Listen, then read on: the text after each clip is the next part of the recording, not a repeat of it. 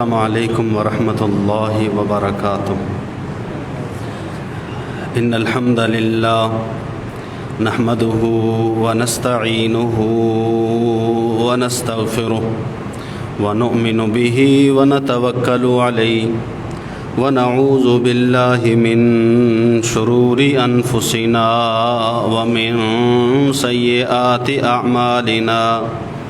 من يهده الله فلا مضل له ومن يضلله فلا هادي له أشهد أن لا إله إلا الله وحده لا شريك له وأشهد أن محمدا عبده ورسوله يا أيها الذين آمنوا اتقوا الله حق تقاته ولا تموتن إلا وأنتم مسلمون يا أيها الناس اتقوا ربكم الذي خلقكم من نفس واحدة وخلق منها زوجها وبث منهما رجالا كثيرا ونساء واتقوا الله الذي تساءلون به والأرحام إن الله كان عليكم رقيبا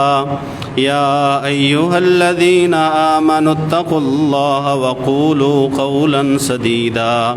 يصلح لكم أعمالكم ويغفر لكم ذنوبكم ومن يطع الله ورسوله فقد فاز فوزا عظيما أما بعد فإن خير الحديث كتاب الله وخير الهدي هدي محمد صلى الله عليه وسلم شر الأمور محدثاتها وكل محدثة بدعة وكل بدعة ضلالة وكل ضلالة في النار إن الله وملائكته يصلون على النبي يا أيها الذين آمنوا صلوا عليه وسلموا تسليما اللهم صل على محمد وعلى آل محمد كما صليت على إبراهيم وعلى آل إبراهيم إنك حميد مجيد اللهم بارك على محمد وعلى آل محمد كما باركت على إبراهيم وعلى آل إبراهيم إنك حميد مجيد أعوذ بالله السميع العليم وبوجهه الكريم وسلطانه القديم من الشيطان الرجيم من همزه ونفخه ونفثه بسم الله الرحمن الرحيم والذين هاجروا في الله من بعد ما ظلموا لنبوئنهم في الدنيا حسنة ولدار الآخرة خير ولنعم دار المتقين۔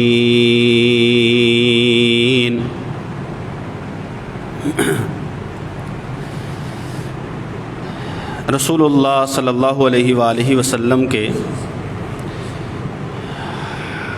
صحابہ میں سے شان، فضیلت اور عظمت کے لحاظ سے جو تیسرے نمبر پر ہیں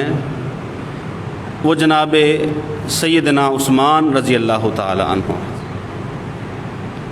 رسول اللہ صلی اللہ علیہ وسلم کے بعد امت محمد میں سب سے زیادہ فضیلت والے جناب ابوبکر صدیق رضی اللہ تعالی عنہ، پھر جناب عمر فاروق رضی اللہ تعالی عنہ،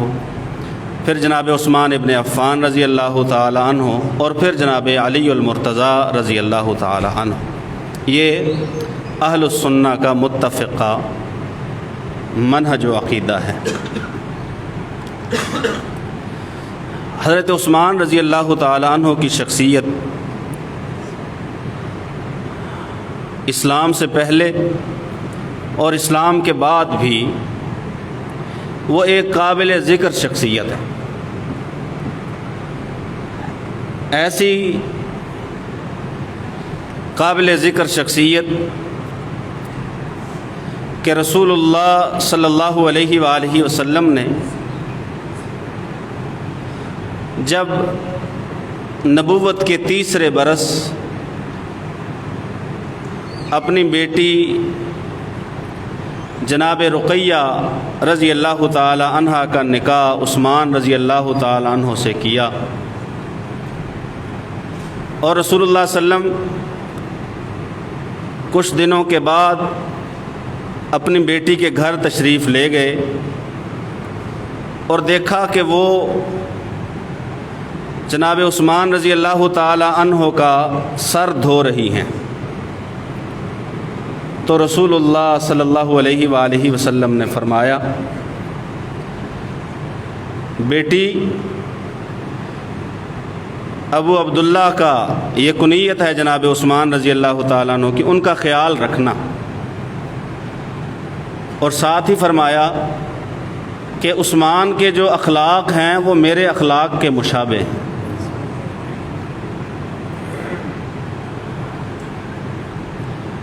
رسول اللہ صلی اللہ علیہ وآلہ وسلم کی زبان مبارکہ سے کسی شخص کے لیے ایسے الفاظ ایک نعمت اور انعام سے کم نہیں ہیں.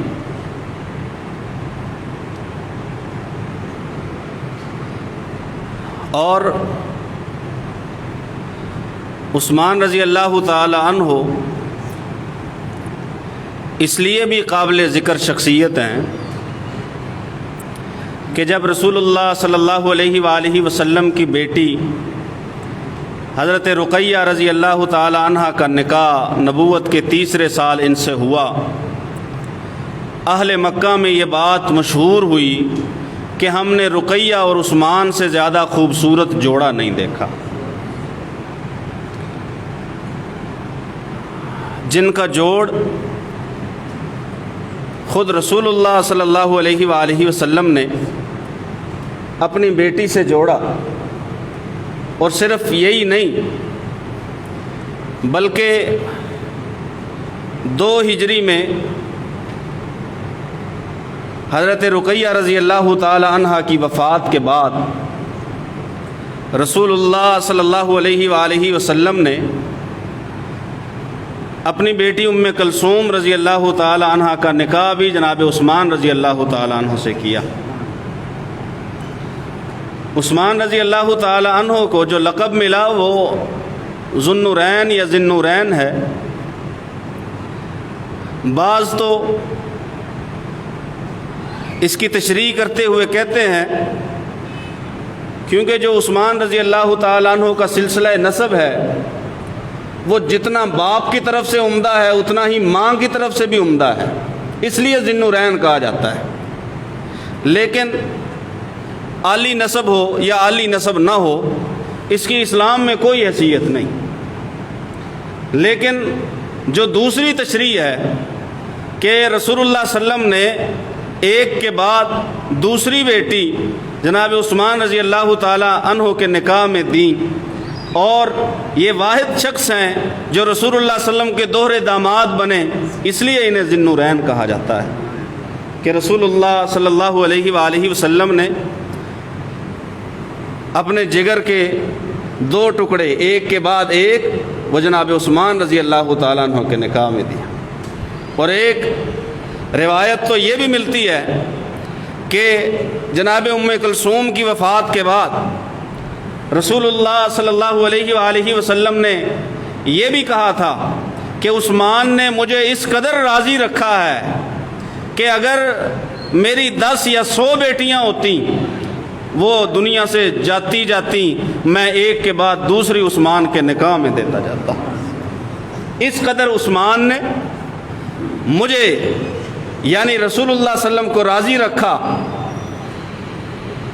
اور یہ باتیں اس لیے کہ جناب عثمان رضی اللہ تعالی عنہ واقعی ایک ایسی شخصیت ہیں کہ جن کا تذکرہ کیا جائے، اور یہ وہ شخصیت ہیں، چند صحابہ ہیں جنہیں اللہ رب العزت نے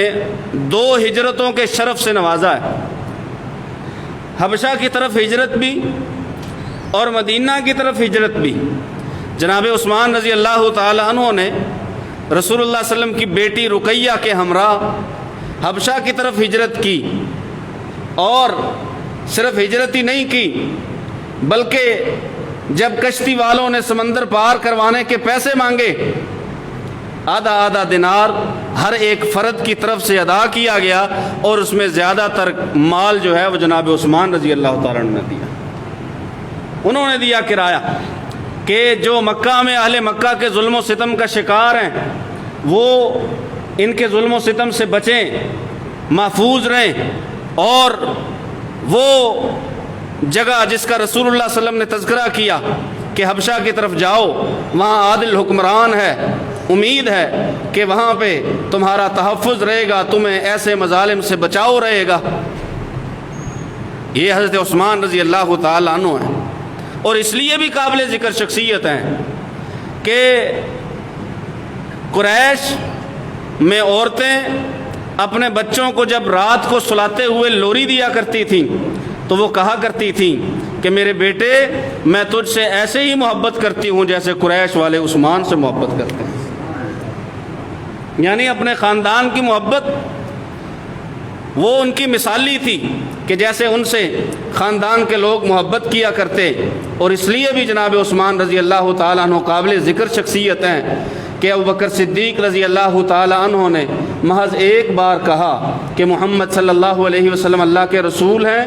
اللہ کے سچے رسول ہیں، لہذا آپ کے ہاتھ پہ بیعت کیجئے، اسلام قبول کیجئے۔ عثمان رضی اللہ تعالیٰ عنہ نے نہ وقت مانگا، نہ ہچکچاہٹ کا مظاہرہ کیا، پہلی ہی دفعہ کہنے کے ساتھ رسول اللہ صلی اللہ علیہ وسلم کے پاس جا حاضر ہوئے، اور وہ جن کا تذکرہ اللہ وحدہ لا شریک قرآن مجید میں کرتا ہے، والسابقون الاولون، وہ جو سب سے پہلے اسلام لانے والے، سب سے پہلے رسول اللہ صلی اللہ علیہ وسلم کا ساتھ دینے والے، سب سے پہلے رسول اللہ صلی اللہ علیہ وسلم کے دین کو مضبوط کرنے والے، سب سے پہلے رسول اللہ صلی اللہ علیہ وآلہ وسلم کا ہاتھ تھامنے والے، سب سے پہلے رسول اللہ صلی اللہ علیہ وسلم کی اولین صفوں میں شامل ہونے والے، ان میں جناب عثمان رضی اللہ تعالیٰ عنہ کا شمار ہے۔ ہجرت حبشہ بھی کی، ہجرت مدینہ بھی کی، اور آئیے یہ تو رسول اللہ صلی اللہ علیہ وسلم اور آپ صلی اللہ علیہ وآلہ وسلم کے خاندان کے ساتھ تعلق کی ایک محض چھوٹی سی جھلک ہے۔ ان کی دوسری جو قابل ذکر بات ہے وہ ان کی سخاوت ہے۔ انہیں عثمان غنی بھی کہا جاتا ہے۔ ویسے تو لوگ حاتم طائی کے نام سے واقف ہیں کہ وہ بڑا سخی تھا، بڑی سخاوت کیا کرتا تھا۔ آپ ذرا واقعات عثمان پڑھیں کہ انہوں نے دین اسلام کے لیے، مسلمانوں کے لیے، بلکہ انسانوں کے لیے جس قدر بہترین کام کیے۔ وہ دور جب رسول اللہ صلی اللہ علیہ وسلم مدینہ میں ہجرت کر کے آئے، ایک ہی کنواں مدینے میں، وہ بھی لوگوں کو پانی بیچا کرتا تھا۔ وہ جس کو چاہتا مہنگا دیتا، وہ جس کو چاہتا خالی لوٹا دیتا۔ یہودی تھا بیٹھا ہوا، جس کو دل کرتا پانی دیتا، جس کو دل کرتا پانی نہ دیتا۔ رسول اللہ صلی اللہ علیہ وآلہ وسلم نے فرمایا، کون ہے جو یہ کنواں خرید کے مسلمانوں کے لیے وقف کر دے؟ وہ کنواں خریدے گا، میں اسے اللہ سے جنت لے کے دوں گا۔ جس نے کنواں خریدا وہ جناب عثمان رضی اللہ تعالیٰ عنہ۔ اور کنواں خریدا کیسے؟ یہودی نے کہا سارا نہیں بیچوں گا، آدھا بیچوں گا، میں نے بھی تو کچھ کمائی کرنی ہے، اپنا روزگار مسلسل رکھنا ہے، ایک دن تمہارا ایک دن ہمارا۔ یہودی پیسوں سے پانی دیا کرتا تھا۔ جس دن عثمان رضی اللہ تعالیٰ عنہ کی باری ہوتی، ان کی طرف سے عام اعلان تھا، کوئی بھی آ جائے اہل مدینہ میں سے یا مدینہ کے باہر سے پانی لے جائے، عثمان کبھی بھی اس بات کی پرواہ نہیں کرے گا کہ فلاں آیا پانی کم لے گیا، زیادہ لے گیا، پیسے دے گیا یا نہیں دے گیا، پیسوں کا تو تعلق ہی نہیں ہے، بالکل مفت۔ جب کہہ دیا کہ اللہ کے لیے ہے سو پھر اللہ کے لیے ہے۔ اور یہ بات ہمیں بھی سمجھنے کی ضرورت ہے۔ جب کہہ دیا نا کہ اللہ کے لیے ہے تو اللہ کے لیے ہے، جب کہہ دیا کہ اللہ کے گھر کے لیے ہے تو اللہ کے، پھر چودھری بننے کی ضرورت نہیں ہے، پھر اس کا پیچھا کرنے کی ضرورت نہیں، پھر اس پہ اعتراض کرنے کی ضرورت نہیں ہے، پھر اسے اچھالنے بیان کرنے کی ضرورت نہیں ہے۔ جب ہے اللہ کے لیے تو پھر ہے اللہ کے لیے۔ یہودی نے کہا میرے پاس تو بندہ ہی کوئی نہیں آتا، پیسے دینے کے لیے کون آئے، مفت میں لینے کے لیے ہر کوئی۔ اس نے کہا اچھا دوسرا آدھا حصہ بھی لے لو، سارا کنواں۔ اور یہ بات آپ ذرا توجہ اور دھیان سے سنیے کہ بیر روما آج بھی پانی دے رہا ہے۔ بیر روما، جس نے صدقہ جاریہ کا مطلب سمجھنا ہو وہ اس بات کو سمجھے کہ آج بھی بیر روما پانی دے رہا ہے، پیاسوں کی پیاس بجھاتا ہے۔ وہ جو اس دور میں صدقہ عثمان رضی اللہ تعالیٰ نے کیا، صرف وہی نہیں بلکہ اس کے ارد گرد جو کھجوروں کے باغ ہیں، جب لوگوں نے دیکھا، یہ بات شاید آپ احباب میں سے اکثر کے علم میں نہ ہو، جب لوگوں نے دیکھا 1400 برس پہلے والا کنواں اور اس کے ارد گرد لگایا گیا باغ، یہ صدقہ جاریہ ہے عثمان رضی اللہ تعالیٰ عنہ کا، لوگوں نے کہا کہ پھر یہ کام کیا جائے کہ ہر ایک جو ہے وہ اپنی طرف سے یہاں پہ پودا لگائے، کھجوریں لگائے۔ مدینہ کے جو یتیم بچے ہیں ان کے لیے وقف ہے وہ سارے کا سارا۔ اب لوگ کیا کرتے ہیں، جاتے ہیں وہاں پہ کہتے ہیں یہ پودا جو ہے یہ میرے نام کا یہاں پہ لگا دیجئے، 500 یا 600 ریال اس سے وصول کیا جاتا ہے کہ اتنے پیسوں میں پانی بھی وہ لگائیں گے، بڑا بھی وہ کریں گے، اتنے پیسوں میں اسے پھل دینے کے قابل بنا دیں گے۔ اور یہ خیال لوگوں کو کب آیا؟ جب انہوں نے دیکھا کہ یہ صدقہ جاریہ تو ایسا بابرکت صدقہ جاریہ ہے کہ 1400 برس سے جاری ہے۔ لوگ آتے ہیں اپنے نام کا وہاں پہ پودا اپنے سامنے لگواتے ہیں کہ یہ کھجور میرے نام سے لگا دی جائے اور مدینہ کے یتیم بچوں کے وقف میں شامل کر دی جائے۔ لوگ آتے ہیں، یہ جو خلوص ہوتا ہے اسے اللہ وحدہ لا شریک پھل لگاتا ہے۔ وہ صرف صدقہ جاریہ نہیں، وہ ترغیب جاریہ بھی ہے کہ مجھے اور آپ کو اور ہم جیسے لوگوں کو یہ ترغیب ہوئی کہ ہم بھی وہاں پہ حصہ ڈالیں یا کسی صدقہ جاریہ میں حصہ ڈالیں کہ عثمان رضی اللہ تعالیٰ عنہ کے صدقہ جاریہ کو اللہ نے اس قدر بلند کر دیا۔ آج بھی جاری و ساری، آج بھی وقف جاری و ساری۔ یہ وہی عثمان رضی اللہ تعالیٰ عنہ ہیں کہ رسول اللہ صلی اللہ علیہ وآلہ وسلم نے ایک وقت میں کہا کہ مسجد نبوی کی وہ جگہ جو جناب صدیق اکبر نے 2 یتیم بچوں سے خرید کے میرے حوالے کی تھی، اب یہ کم پڑ چکی ہے، یہ تنگی داماں کا شکوہ کرتی ہے، لوگ زیادہ ہیں، لوگوں کو باہر دھوپ میں یا گلی میں کھڑا ہونا پڑتا ہے نماز کے لیے۔ تو رسول اللہ صلی اللہ علیہ وسلم نے کہا اگر کوئی یہ ارد گرد کی جگہ جو ہے وہ مسجد نبوی کی توسیع کے لیے خرید کے وقف کرے گا میں اسے اللہ سے جنت لے کے دوں گا۔ یہ کام بھی جس نے کیا وہ عثمان رضی اللہ تعالی عنہ ہیں۔ آگے چلیے، رسول اللہ صلی اللہ علیہ وآلہ وسلم نے غزوہ ذات العسرہ کے وقت اعلان کیا، کیا کہا کہ کوئی ہے جو مجھے اس غزوہ کے لیے 100 اونٹ دے، میں اسے اللہ سے جنت لے کے دیتا ہوں۔ 40 اونٹ عثمان رضی اللہ عنہ پہلے دے چکے تھے، 40 پہلے دے چکے تھے۔ عثمان رضی اللہ عنہ کھڑے ہوئے، اللہ کے پیغمبر 100 اونٹ بما ساز و سامان کے۔ رسول اللہ صلی اللہ علیہ وسلم نے دوبارہ وہی اعلان کیا، عثمان رضی اللہ تعالیٰ دوبارہ کھڑے ہوئے، کہا اللہ کے پیغمبر 100 اونٹ مزید ساز و سامان کے ساتھ۔ رسول اللہ صلی اللہ علیہ وسلم نے پھر اعلان کیا، کہا اللہ کے پیغمبر 100 اونٹ اور، 40 پہلے 900 اونٹ بعد میں، 940 اونٹ رسول اللہ صلی اللہ علیہ وسلم کو جتنی ضرورت تھی عثمان رضی اللہ تعالیٰ نے پوری کر دی، اور پھر 1000 اشرفیوں کی تھیلی، 1000 دینار کی تھیلی رسول اللہ صلی اللہ علیہ وسلم کے ہاتھوں میں رکھی، اور رسول اللہ صلی اللہ علیہ وسلم ان دیناروں کو کبھی دائیں ہاتھ میں کبھی بائیں ہاتھ میں ڈال رہے ہیں، رسول اللہ صلی اللہ علیہ وسلم مسکرا رہے ہیں۔ رسول اللہ صلی اللہ علیہ وسلم کے مسکراتے چہرے کو دیکھ کے مسلمان بھی مسکرا رہے ہیں، اور اس وقت رسول اللہ صلی اللہ علیہ وآلہ وسلم نے وہ الفاظ ارشاد فرمائے جو تاریخ اسلامی میں کسی اور کے لیے استعمال نہیں فرمائے، فرمایا ما ضربنا عفان کے بیٹے کو اب کوئی نقصان نہیں ہوگا، چاہے آج کے بعد کوئی بھی عمل نہ کرے، یہ جنتی ہے، آج کے بعد کوئی عمل بھی نہ کرے۔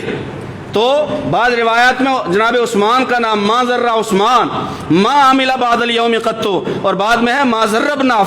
عفان کے بیٹے کو کوئی نقصان نہیں ہوگا چاہے جو عمل کرتا پھرے، کیونکہ اللہ نے اس کے لیے جنت لکھ دی ہے۔ عثمان رضی اللہ تعالیٰ نے اس لیے قابل ذکر شخصیت ہے کہ انہوں نے رسول اللہ صلی اللہ علیہ وآلہ وسلم کے لیے اپنے مال کو دے دیا، اپنے مال کو قربان کر دیا۔ آگے آئیے، پھر عثمان رضی اللہ تعالیٰ عنہ کی قرآن مجید سے محبت، یہ ان کی زندگی کا ایک خاص پہلو ہے، اور یہ پہلو جب آپ سنیں گے تو انشاءاللہ ایمان تازہ ہوگا۔ یہ کہا کرتے تھے کہ افسوس ہوگا مجھے اس گزارے ہوئے دن پہ جس دن میں قرآن میں نہ دیکھوں، میرا دن گزر جائے اور پورے دن میں قرآن کو نہ دیکھوں، یہ پڑھوں نہ اسے، تو مجھے اس دن کے گزرنے پہ افسوس ہوگا۔ آئیے، جو رسول اللہ صلی اللہ علیہ وآلہ وسلم سے مشہور حدیث روایت کی گئی ہے کہ تم میں سے بہترین وہ ہے جو قرآن مجید سیکھے اور قرآن مجید سکھائے، اس کے راوی جناب عثمان رضی اللہ تعالیٰ عنہ۔ آپ عمل دیکھیے، اس حدیث پہ عمل دیکھیے، ان کا بھی اور ان کے بعد ایک اور شخصیت ہے ان کا بھی، دونوں شخصیات قابل ذکر ہیں کہ جب لوگوں نے آ کے شکایت کی آپ کے دور میں کہ جی بعض لوگوں نے اپنے حساب سے ترتیب میں جو ہے وہ قرآن لکھ رکھا ہے، بعض نے اپنے حساب سے صورتوں میں کچھ آگا پیچھا ہے، کم زیادہ کی بات نہیں،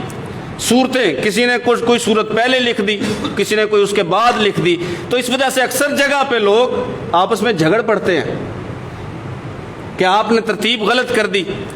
فلاں کو کسی ترتیب سے یاد ہے، فلاں کو کسی ترتیب سے یاد ہے، تو اس کا کوئی علاج کیجئے۔ تو حضرت عثمان رضی اللہ تعالیٰ عنہ نے کہا اچھا ایک نسخہ تیار کرواؤ قرآن مجید کا، جس کی ترتیب پتہ کون سی ہے، وہ ترتیب جو آج قرآن مجید ہمارے سامنے ہے۔ اس قرآن مجید کو مصحف عثمانی کہا جاتا ہے، اسے مصحف عثمانی کہا جاتا ہے، اور بعض لوگ تو وہ اس ترتیب پہ اس قدر عمل پیرا ہیں، وہ کہتے ہیں کہ نماز کی اگر 2 رکعتوں میں قرات ہے تو اس ترتیب سے ہٹ کے قرات نہ کی جائے، پہلے وہ پہلی رکعت میں وہ سورت پڑھی جائے جو پہلے آتی ہے، بعد میں وہ سورت پڑھی جائے جو بعد میں آتی ہے۔ یہ بات اپنی جگہ، لیکن میں سمجھتا ہوں کہ یہ ترتیب لازمی نہیں ہے کہ بندہ یہی ترتیب رکھے، کیونکہ قرآن کہتا ہے جہاں سے قرآن آسان لگتا ہے وہاں سے پڑھو۔ اگر پہلی رکعت میں 1 رکعت میں پڑھنا ہے پھر ترتیب رکھیے، لیکن اگر رکعت ہی دوسری ہے تو پھر آپ اس سے پہلے والی صورت پڑھ لیں یا بعد والی۔ یہ ایسا شخص جس کو ترتیب یاد ہی نہیں ہے، بعض اوقات لوگوں کو صورتیں یاد ہوتی ہیں لیکن ترتیب نہیں یاد ہوتی کہ پہلے کون سی ہے بعد میں کون سی ہے، تو اس میں کوئی حرج نہیں، لیکن میں یہ بات بتانا یہ چاہتا ہوں کہ اس ترتیب پہ بعض لوگ اس قدر عمل پیرا ہیں، وہ کہتے ہیں ترتیب میں آگا پیچھا نہیں کرنا، اگر پہلی رکعت میں ایک سورت پڑھی ہے اس کے بعد دوسری رکعت میں پڑھی جائے، اور اس قدر لوگ عمل پیرا ہیں وہ کہتے ہیں کہ لوح محفوظ میں جو قرآن مجید ہے وہ بھی اسی ترتیب سے ہے جو ترتیب جناب عثمان رضی اللہ تعالیٰ نے لگوائی ہے۔ یہ عثمان رضی اللہ تعالیٰ، یہ قرآن سے محبت ہے، صرف حدیث روایت کر کے چھوڑ نہیں دی، حدیث کو بیان کر دیا اور بس نہیں، بلکہ پھر اس قرآن مجید سے تعلق رکھا۔ تعلق پتہ ہے کس قدر رکھا؟ جب عثمان رضی اللہ تعالیٰ عنہ پہ حملہ ہوا اس وقت ہاتھ میں کیا تھا؟ قرآن تھا، یہی مصحف عثمانی، وہی پہلے پارے کا آخری صفحہ فَسَيَكْفِيكَهُمُ اللَّهُ، وہی جہاں پہ صحابہ کے ایمان کا تذکرہ ہے، وہی جہاں پہ آل ابراہیم کی توحید کا تذکرہ ہے، وہی صفحہ جناب عثمان رضی اللہ تعالیٰ عنہ کا خون گرا، جب ان کو شہید کیا گیا، جب خون گرا تو یہی صفحات خون سے رنگین ہوئے، اس وقت بھی قرآن مجید کی تلاوت کر رہے تھے۔ ایسا شخص جو دیکھ کر اپنے سامنے رکھ کے قرآن پڑھ رہا تھا اور حالت روزہ میں تھا اور شہید کیا گیا، وہ شخصیت واحد عثمان رضی اللہ تعالیٰ عنہ کی ہے۔ ہمیں یہ روایتوں میں پڑھنے اور سننے کو تو ملا کرتا تھا کہ عثمان رضی اللہ تعالیٰ عنہ قرآن پڑھ رہے تھے جس وقت شہید ہوئے، پھر بعد میں پتہ چلا کہ کہیں سے وہ نسخہ بھی جو ہے وہ برآمد ہوا ہے اور وہ شاید ترکی کے کسی ایک میوزیم میں موجود ہے، وہ رکھا ہوا ہے کہ یہ ہے وہ نسخہ جس کی جناب عثمان تلاوت کر رہے تھے، اور یہ خون ہے عثمان رضی اللہ تعالیٰ عنہ کا، وہ قرآن رنگین ہے اس خون سے، اس قدر عمل۔ اور پھر رسول اللہ صلی اللہ علیہ وسلم سے یہ حدیث روایت کی حضرت عثمان رضی اللہ تعالیٰ عنہ، اور حضرت عثمان رضی اللہ تعالیٰ عنہ سے یہ حدیث روایت کی ہے جناب عبد الرحمن السلمی رحمہ اللہ تعالیٰ۔ عبد الرحمن السلمی رحمۃ اللہ علیہ، انہوں نے ساری زندگی قرآن پڑھایا، ساری زندگی، جناب عثمان کے شاگرد بھی تھے، ساری زندگی تابعی تھے، جناب عثمان کے شاگرد تھے، اس حدیث کے جناب عثمان رضی اللہ تعالیٰ عنہ کے بعد دوسرے راوی ہیں، ساری زندگی قرآن پڑھایا، بوڑھے ہو گئے، نظر کمزور ہو گئی، مسجد میں قرآن پڑھاتے ہیں، لوگوں نے کہا بوڑھے ہو گئے، کمزور ہو گئے، اب گھر میں آرام کیجئے، کہنے لگے بات سنو، یہ جو رسول اللہ صلی اللہ علیہ وسلم کی حدیث ہے نا، خیرکم من تعلم القرآن وعلمہ، بہتر وہ ہے جو قرآن کو سیکھتا ہے اور قرآن کو سکھاتا ہے، اس سے بہتر کوئی نہیں ہے، یہ حدیث مجھے مسجد سے نکلنے نہیں دیتی۔ تربیت کا اثر ہے، صحبت کا اثر ہے۔ جناب عثمان رضی اللہ تعالیٰ عنہ اور پھر جناب عبد الرحمن السلمی رحمہ اللہ تعالیٰ، اور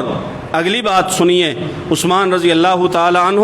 رسول اللہ صلی اللہ علیہ وآلہ وسلم کی احادیث مبارکہ پر، آپ کے فرامین عالیہ پر بھی ایسے ہی ایمان رکھتے تھے جیسے قرآن پر ایمان رکھتے تھے، ویسے ہی پکا، کیونکہ جو بات صحیح سند سے رسول اللہ صلی اللہ علیہ وسلم تک پہنچ جائے اور یقین ہو جائے کہ یہ بات رسول اللہ صلی اللہ علیہ وسلم نہیں فرمائی ہے، پھر اس کی عظمت و حیثیت قرآن مجید سے کم نہیں ہے، کیونکہ رسول اللہ صلی اللہ علیہ وسلم اپنی مرضی سے بولتے نہیں ہے، یہ قرآن کہتا ہے، ہمیں رسول اللہ صلی اللہ علیہ وسلم کی بات ماننے کا حکم قرآن دیتا ہے۔ بعض لوگوں نے کہا کہ دیکھیے لوگ بڑی مخالفت میں ہیں، آپ کو قتل کرنے کے ارادے سے بھی لوگ آئے ہوئے ہیں، تو یہ چاہتے صرف یہ ہیں کہ آپ خلافت چھوڑ دیجئے۔ عثمان رضی اللہ عنہ نے پتہ کیا کہا تھا؟ انہوں نے کہا بات سنو، رسول اللہ صلی اللہ علیہ وسلم نے مجھے کہا تھا مخاطب کر کے، عثمان اللہ تعالیٰ تجھے ایک لباس پہنائے گا، ایک ایسی خلعت سے سرفراز کرے گا کہ لوگ چاہیں گے اسے اتارنا، لیکن تو نے اتارنا نہیں ہے، وہ لباس عزت و شرف والا لباس جو اللہ تجھے پہنائے گا، لوگ چاہیں گے کہ اسے اتار دیں یا تو اسے اتار دے، تو نے اسے اتارنا نہیں ہے۔ کہتے تھے میں نے اس کا مطلب یہ لیا ہے کہ اللہ نے جو مجھے لباس فاخرہ عطا فرمایا ہے وہ یہی خلافت ہے، وہ یہی ہے مسلمانوں کی امارت و خلافت ہے جو اللہ نے مجھے دی ہے۔ اب تم کہتے ہو کہ اگر میں یہیں پہ رہا تو لوگ مجھے قتل کر دیں گے، مجھے جان کی پرواہ نہیں ہے، لیکن میں رسول اللہ صلی اللہ علیہ وسلم کے فرمان کی نافرمانی نہیں کروں گا۔ آخری وقت رسول اللہ صلی اللہ علیہ وسلم کی بات کو مانتے ہوئے، قرآن مجید کی تلاوت کرتے ہوئے، اور حالت روزہ میں، یہ ہیں جناب عثمان ابن عفان رضی اللہ تعالی عنہ، اور یہی ہیں اللہ وحدہ لا شریک نے جن کے بارے میں فرمایا تفسیر قرطبی میں، تفسیر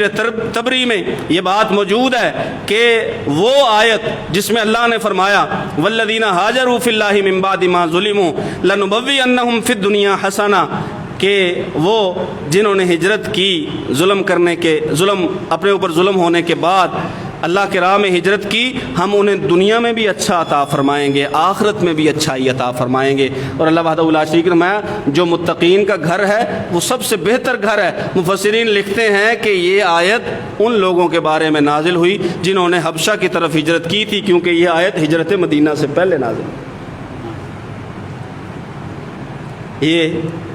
اس آیت کے مصداق بھی جو لوگ ہیں ان میں عثمان رضی اللہ تعالیٰ عنہ شامل ہیں۔ اللہ وحدہ لا شریک ان پہ راضی اور وہ اللہ سے راضی۔ اللہ سے دعا ہے اللہ ہمیں سن سمجھ کر عمل کی توفیق نصیب فرمائے۔ وما علیہ ہے۔